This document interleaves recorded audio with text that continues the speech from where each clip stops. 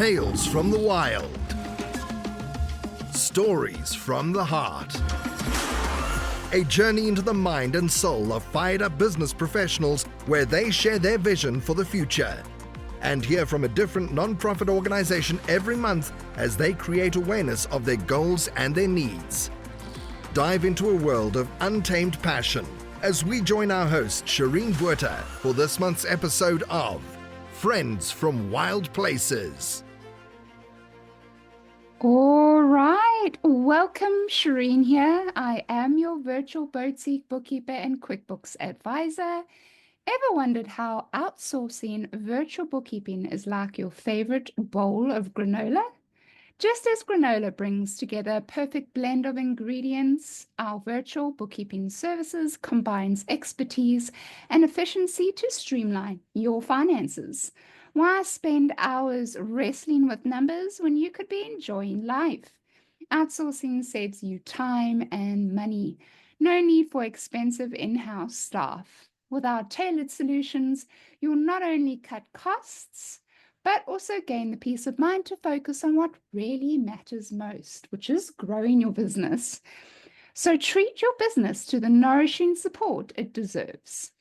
Just like that wholesome granola, get ready to crunch the numbers with Shireen's bookkeeping services, and let's take the next bite together. Contact us today with a free consultation. Yes, I said that, a free consultation. If you want to know more, go check me out at www.shireensbookkeepingservices.com and allow me to keep your books clean so you don't have to. Welcome back. You are listening to Friends from Wild Places with myself, Shireen, and my wonderful co-host, Tanya. Tanya, how are you doing? What's going on? I feel like I haven't seen you for ages. Are you on a latest trip? Yes. I'm traveling currently. So I just got in from Los Angeles, currently in Connecticut, and we'll be headed back to Miami later today. So happy to join you, Shireen. I know we need to catch up. It's been too long. And so happy to have our guest with us, Damien, this morning. So yes. Yes. So, welcome, Damien. We'd love to introduce you listeners to the founder of the Mental Health Association based in Switzerland. They are a non-profit volunteer organization dedicated to promoting mental health awareness and combating the stigma surrounding mental health issues. The suicide is the leading cause of death and hospitalization for youth in Switzerland and much of Europe. Their mission is to break down barriers and foster a culture that encourages open, non-judgmental conversations about mental health. They aim to provide a safe space for discussions, envisioning a culture that embraces vulnerability and empowers individuals to seek help and support. They dream of a world where mental health is treated with the same care and compassion as physical health. Well, welcome, Damien. We are in full agreement with you, and we're so excited to have you on the show with us. Hey guys, thank you so much for having me. I honestly, from the bottom of my heart, we start with gratitude because I have to warn you, I'm not podcast trained.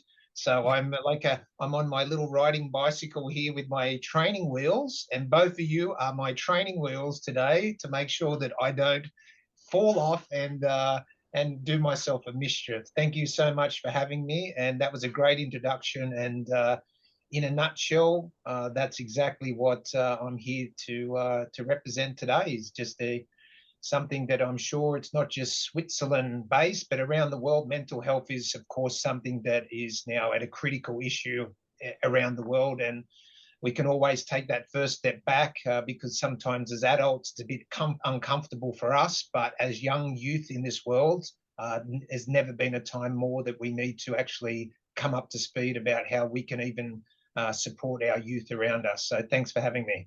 Yes, of course. Yeah, as I said, we're in total agreement with you, and we're excited to get into the interview with you. We have a lot of questions, and the listeners have a lot of questions for you. But Tanya, why don't you chat to the listeners a little bit about our extra content that we're creating? I will, but I gotta shout out to Damien. So, Damien, I'm actually filming this podcast from Connecticut, which is where I was born and raised. And my dad passed away in 2023, and actually 2022. I apologize. And 2022, and his favorite place in the world, he was a travel agent, was Switzerland. So it's just funny. I'm not in Connecticut all that often. I think I was here last time, probably in the fall, which was October. And it's just amazing that literally sitting here this morning in Connecticut, and we have a podcast guest that's from Switzerland, which is my dad's favorite place in the world. So kind of one of those synchronistic moments. So Absolutely. yes, but definitely looking forward to the podcast and hearing more about you. But we do have from Friends from Wild Places, we have extra content for as little as $5 a month or more. If folks want to contribute, they can get extra, more enriched, raw content and any topic that any of our listeners choose. So we always get flooded with certain topics. We're happy to have you this morning, Damien, as far as mental health awareness and things that you're doing and what your mission and movement is. So anyone can check us out, Friends from Wild Places. Shireen has us on all of the, I guess, venues. Is that what you call them, Shireen? Venues, Yeah, local venues? platforms. Yes. Local, yeah. So we are happy to have you subscribe and check out our juicy content there. Right, right. Yeah, Tanya, it was 2022 because that's when I came to visit you. Yes, yes, yes, To yes. physically have that coffee, but that's okay. That's fine. But from my memory, you're right. Yeah. Right. So, guys, I don't know if I know Tanya and I are true crime enthusiasts. We really enjoy keeping up with all the latest. And one of the cases I've been following is the Jordan Hainan one. Basically, it was Jordan Hainan was found, I think it was manslaughter for killing his military wife. There is a video that was caught with the security camera footage in the house of Jordan actually shooting his wife, Ashley. It is, I don't, if you not a, if you're a sensitive viewer, I don't encourage you to watch that video, especially if you have trigger sensations in that department. It's really not a good video to watch. It's very sad, and quite frankly, the biggest question that I wanted to chat to you guys about was if you guys thought that it was a fair enough judgment as manslaughter, or do you think maybe he should have been found guilty of first-degree murder? If you don't know, listeners, basically a former US Army service member has been found guilty of manslaughter in the shooting death of his wife, who was also a ranking officer in the military. A Kentucky jury convicted Jordan Hainan in the death of Sergeant First Class Ashley Hainan in their Hardin County home in June 26, 2023. That day was Ashley's 37th birthday, and the couple had hosted friends to celebrate. Prosecutors charged Jordan with intentional murder, arguing he harbored hatred in his heart for his wife over their strained relationship. They relied on home security footage from inside the Hainan home that showed Jordan shooting Ashley 4 times, going into another room to reload the gun, then returning to the kitchen to shoot her one more time, and then spit on her body. Jordan testified in his defense and told the jury he broke during a fight with Ashley after allegedly enduring years of abuse from her. Henning's defense claimed he suffered from an extreme emotional disturbance that impaired his judgment, and interestingly enough, in Kentucky, an extreme emotional disturbance can be used as a defense that reduces a murder charge to manslaughter, which is quite interesting. The 12-person jury appeared to side with Jordan's defense and found him guilty of the lesser charge of the first-degree manslaughter. The jurors later sentenced Jordan to 20 years in prison in the trial's penalty phase, the maximum sentence for the offense. He must complete 85% of his sentence before he's eligible for parole consideration.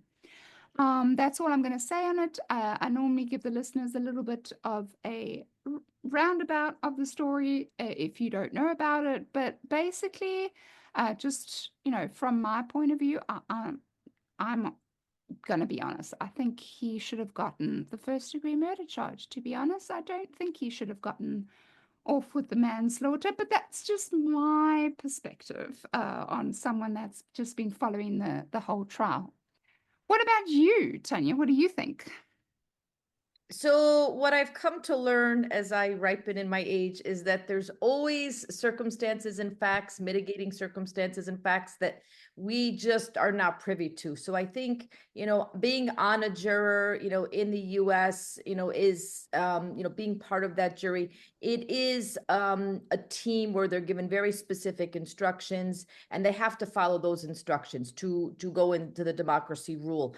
So, personally, hearing the story, having researched it, one would, I don't want to say assume, but maybe think that yes, it probably would have been, a first-degree murder. However, and with the big however, capital bold letters, I think so many times there are very specifics with specifications, which actually reduce it to a lesser charge.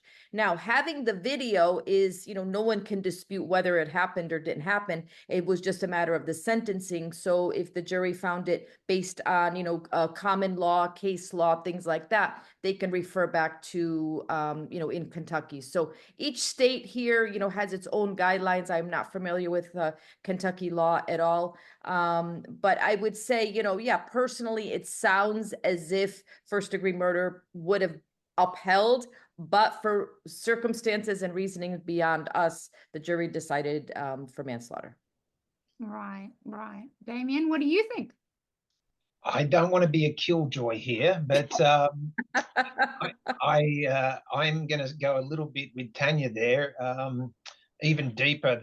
Firstly, my compassion is to everyone and anyone involved. I know we talk about these things from an opinion, but as maybe Tanya, maybe from the funeral direction, the impact of all of these horrific crimes, just for me, I can't have an opinion because law is so complicated. And we look at this, an opinion on a trial. And like you said, there's so many rules and so many kind of framework that the argument has to fit into categorizations. And as a viewer, of course, we say, well, what's right and wrong and who deserves justice? And of course, my compassion straight away is obviously the victim that's been, to the homicide that's taken place. So I wish I used to have a bit more of an opinion, like as a spectator, when it came to these kind of crime, let's say, investigations and so forth. Let's take a step back to Johnny Depp thing. I watched that with intrigue, and of course, a lot of people in public opinion thought that Johnny Depp's not guilty of everything, but I'm pretty sure that Johnny Depp was abusive in that relationship at some point. So. You know where I'm going with this, and so there's no winner in all these things. So again, when it comes to such a tragic event like that, again, I just feel sorry for everyone involved.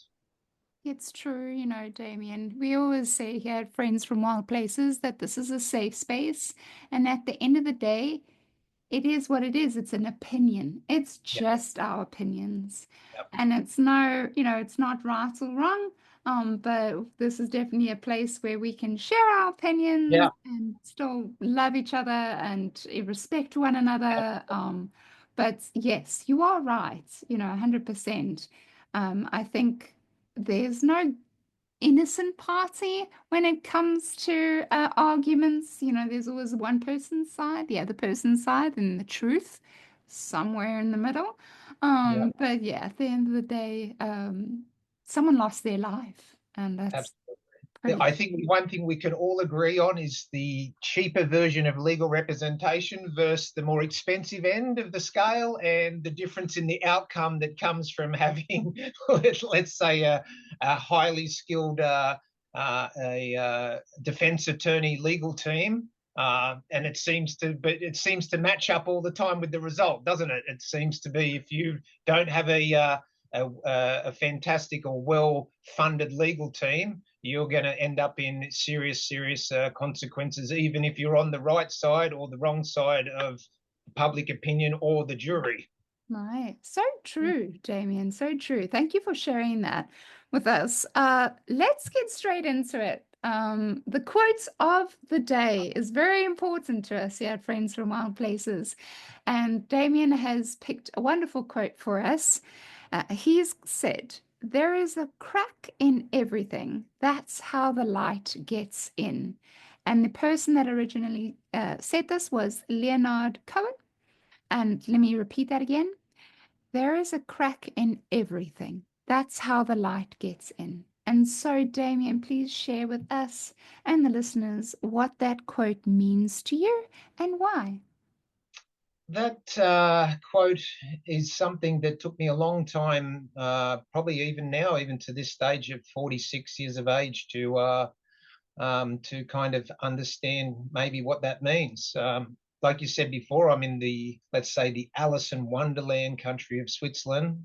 From the outside, it has a postcard of perfection, from its chocolate to its water to its Rolex watches to the Toblerone that you see is the Matterhorn. And I think that that quotation could even reflect to Switzerland in any ways. Everything that seems perfect on the outside has a crack, have some type of imperfection. And that quotation for me has been something of a, let's say, a North Star to recalibrate and rebuild myself from the realization that I had multiple cracks in not just my mental health, but in my outlook and purpose in life. I would say as simple, I had the wrong dream. Like a lot of people, I woke up in life thinking that the wrong type of materialistic goals or the wrong type of rewarding contentment in life, what you actually makes you soul and content, was the dream that I kind of might have been following, like with a lot of people, that materialistic things like money, financial aspects, cars, materialistic things fulfill something inside, and then ultimately you can either go through a life of that trying to fill that hole, or you have to stop and rebuild yourself, and that's where it happened for me. So I'm here today, of course, and the future going forward is that I embrace that those imperfections in myself, and that's where I've found myself in the most growth in my life, which is why I'm with you today.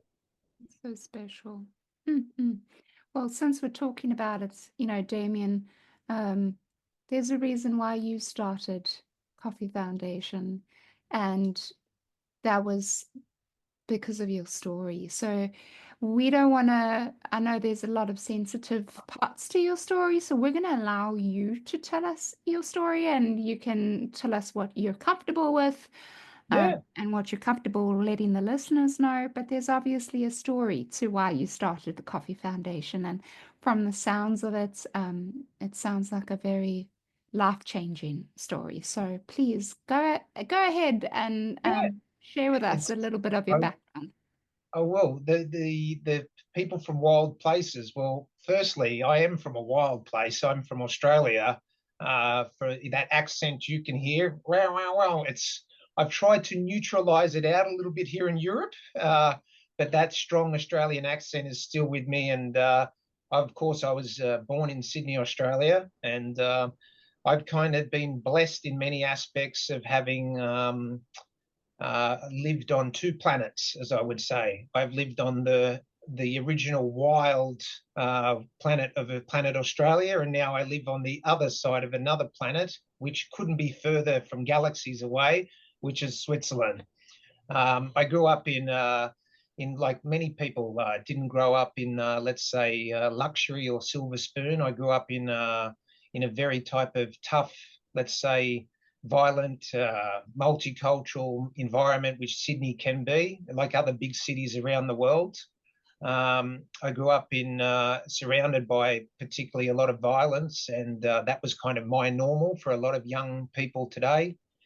You don't know what your normal is till you get older, and that you actually can step out of that to realize your childhood is crazy, as mine was.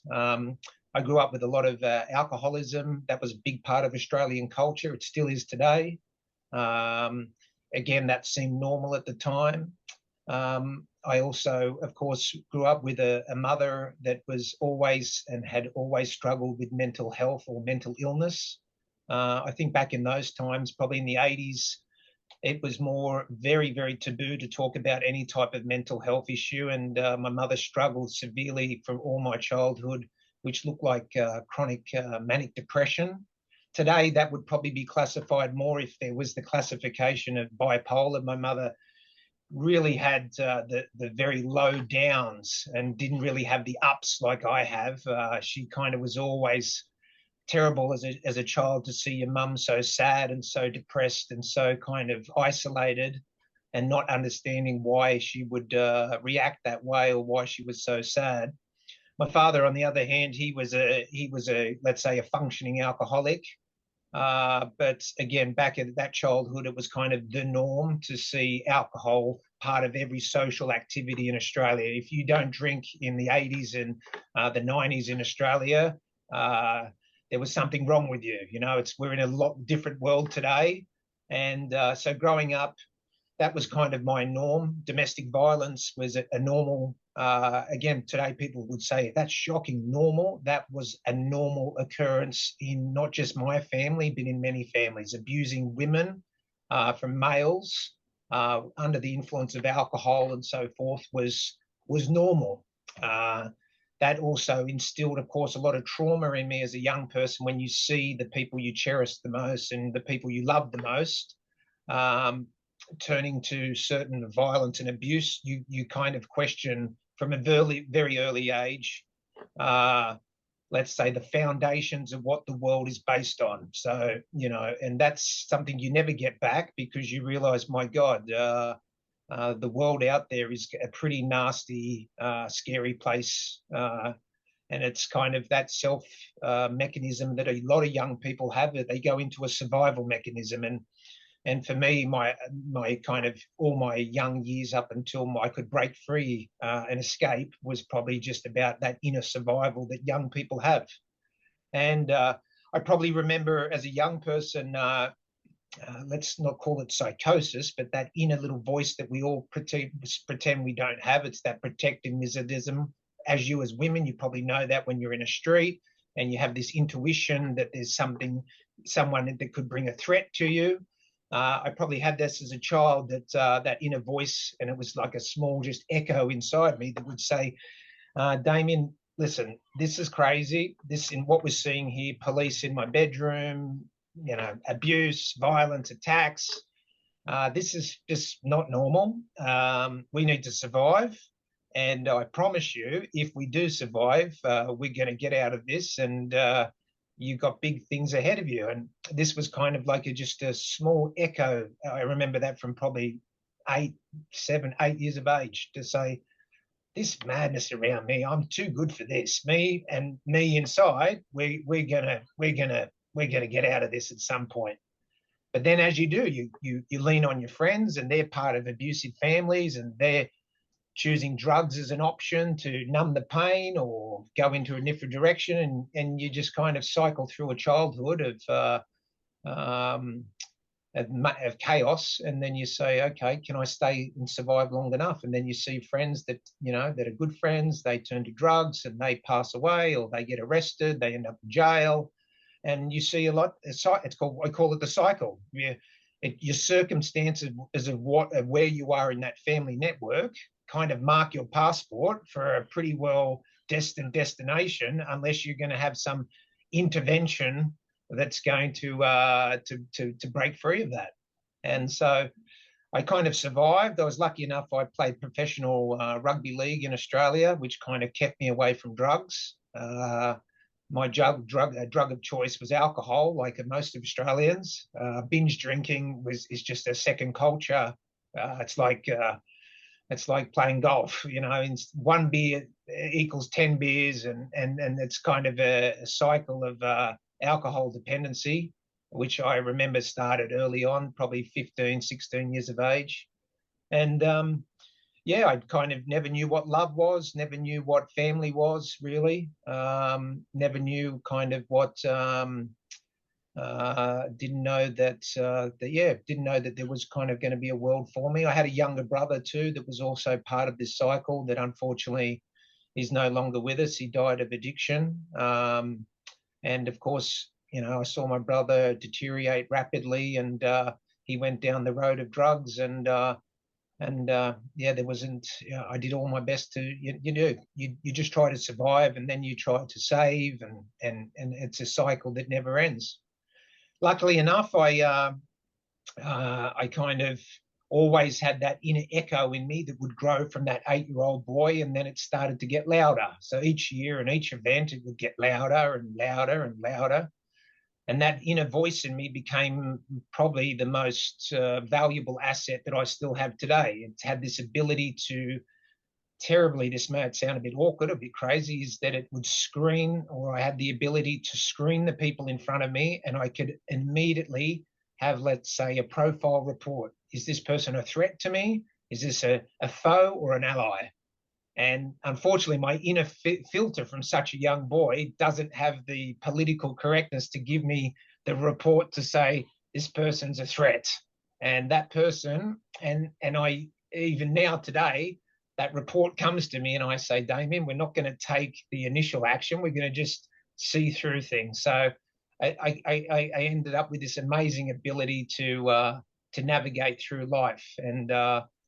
And then luckily enough, I was gifted, an absolute miracle when I was in my early 20s. My life probably wasn't going anywhere other than to jail. I've been arrested a few times for petty kind of crimes and petty type of disputes in bars and stuff like that. I definitely was always traumatized by the abuse I saw, that women, for me especially, were a sacred thing to. I could never understand how men are violent towards women, or domestic violence. So I just still today can't understand it. And I kind of, was always looking for that love, or looking for that missing to create my own family. I just didn't have that type of, I knew I had goodness in me, but of course, if you don't find goodness to latch onto, or to have someone to express your love or to love you, you can be a pretty lonely life. And there, one night in Sydney in my early 20s, I saw this little brunette. And of course, I thought I was John Travolta, and said, let's have a dance. And she could barely speak English. I gave $20 to the DJ, put on the Patrick Swayze, and did the lift in the middle of the nightclub. She went up high, got her pretty good. I was big back in those days, strong, got her up, and then she flipped over the back and did a somersault and landed in the middle of the disco Saturday night in Sydney. And that was it. That was kind of the moment where the lightning strike. And my wife, who you just met before, of 20 years, came into my world. And I probably knew, probably within 5 to 7 days, that it was like a sliding moment in life.